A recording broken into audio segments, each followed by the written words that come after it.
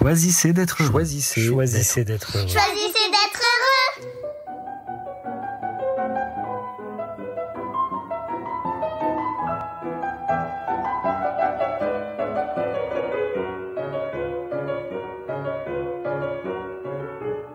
Se réjouir par avance. À une terrasse de café. Il est en retard et je suis agacée, ennuyée, déçue, contrariée. Pourtant, ce n'est pas dans ses habitudes. Mais cette fois-ci, pas de chance, un accident dans le métro et patatras. C'est comme si l'univers avait décidé de gâcher ce précieux moment, de réquisitionner une partie du temps que nous avions programmé pour papoter, pour en faire du temps perdu, du temps à attendre et à ruminer sur les aléas des transports.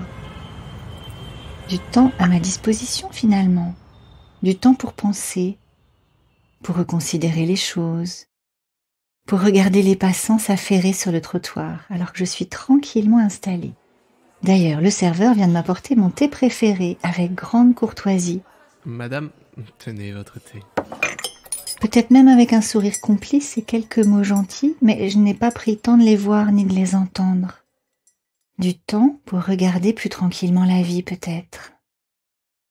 Elle est en retard, donc c'est qu'elle viendra, me revient cette jolie formule de Sacha Guitry, presque trop optimiste pour être sérieuse.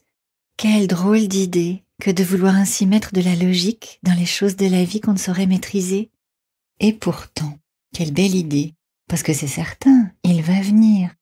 Tout cela ne tient somme toute qu'à une bête histoire de métro.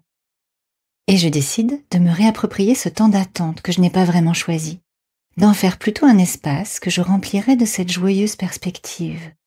Et de quoi puis-je me réjouir par avance?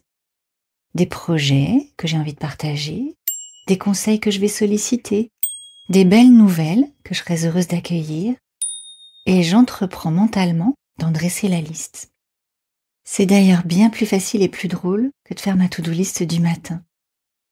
Et finalement, il y a tant de manières de se réjouir par avance des belles choses de notre vie, de les réinvestir et de se les réapproprier en les habillant de lumière, comme un artiste se prépare à la scène.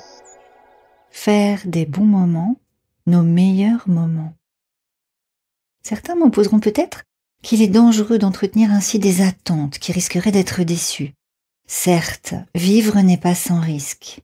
Mais est-ce une raison suffisante pour se priver du plaisir de vivre? On n'est jamais à l'abri d'une bonne surprise, n'est-ce pas?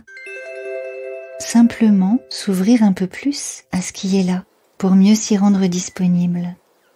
Et savourer ce petit espace juste avant le meilleur moment. Avant de goûter votre plat préféré. Avant le début du concert. Avant d'écouter votre interlocuteur. Avant d'ouvrir ce message que vous attendiez.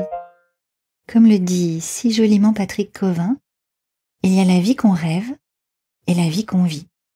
C'est la première qui est la vraie. Et vous, de quoi vous réjouissez-vous par avance pour la semaine à venir?